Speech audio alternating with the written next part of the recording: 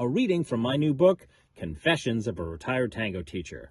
Stick around to the middle of the story where I'll show you how to get the book absolutely free of charge.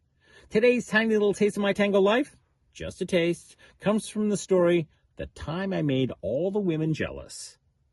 Let's get into it. That time I made all the women jealous. At this point in my tango life, I'd been teaching for a while. Fred, Sheila, Swan, and others were under my care and feeding. I was looking around for something to take them to so that they could spread their wings and fly. Valentango. I settled on Valentango. The Portland, Oregon tango experience was not to be missed at that point in time. Food, fun, and tango. What's not to like? However, to tell this tale properly, I have to backtrack a little bit. For the last few months, Detlef Engel and Melina Cito had been in the States teaching. They were all over seemingly, everywhere, east to west, north to south. I'd seen them around a little bit, heard their spiel, and agreed with most of it. Melina was the serious one, and Detlef, well, it seemed he was the clown act with skills. I liked him immediately. Melina took a little bit of warming up to get to. It would be years, literally years before that would happen. She was a hard woman to get to know, but once she did, she was a trusted friend and confident, filled with great insight. I had flown into New York City one weekend to do Robin's All-Nighter and a few subsequent events, and literally ran right into Detlef. I mean, I turned to say hello to someone else and turned right into him as he was moving somewhere else. "Hello, Miles," he said. After I apologized, I had to admit I had no idea who the fuck he was. But I didn't tell him that. I just played it like we hadn't seen one another in a pig's age. "So, how are things?" "Fine, fine," came the response. "Also, these Americans, German accent." He was German. "Ah, who the fuck is this?" He kept talking. I was hoping to suss out from his conversation who the hell he was and how the hell we knew each other. I met so many people from my travels and from my tango blog days that it could have been just about anybody. But he seemed to know me and have followed me somewhere. "And how are things with you and your students? You haven't published anything since..." He got interrupted by a woman passing by, shooting him a marada. I said, "Seems like you've got a customer." He smiled back at her.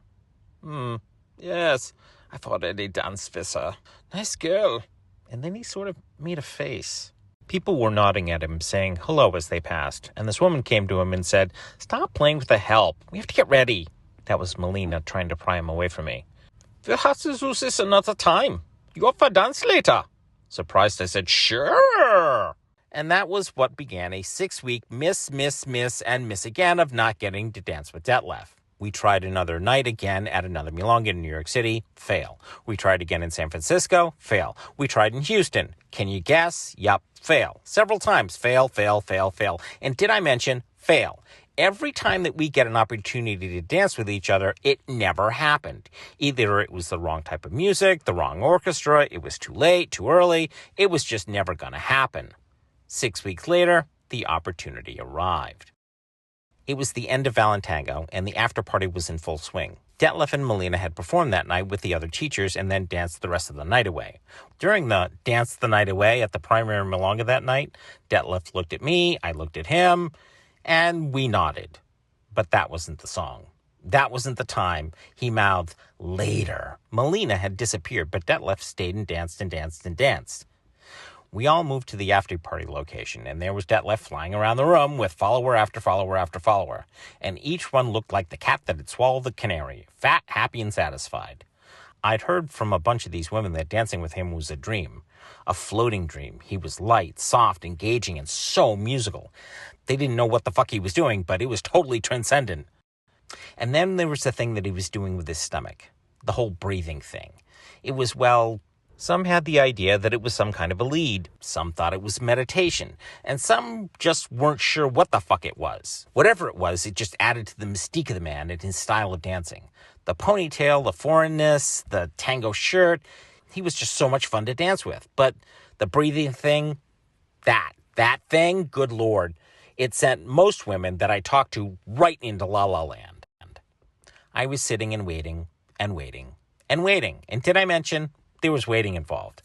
He was there, I was there, and there was seemingly no end in sight of the stream of young, beautiful followers from all across the country, some of the best of the tango groupies that were in heels waiting or trying to wait for their chance to dance with him. I was on the list. Or only I wasn't in a pair of heels. At one point, I was sitting way across the room, and there was a break in the stream. The tanda ended, he walked some girl off the floor, and after he had seated her, his head turned and looked right at me. I was ready. He was ready. It was time.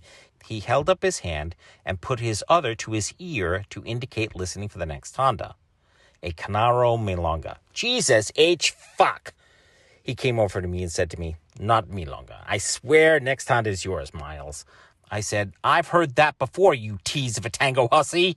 And it was true. Every time that we tried to dance together for the last 6 weeks, he'd say, "Next tanda," and then I wouldn't see him for the rest of the night. And that, my friends, is just a tiny little taste of what happens inside my new book. Sadly, you'll have to go buy the book to find out what happened next. I know I kind of sort of left you hanging there, didn't I? Oops! How did I survive? Where did I go? What happened next? Craziness! These burning questions and more will be answered inside the book. Fortunately for you, the book is on sale on my website today. Just go find the link down below in the description.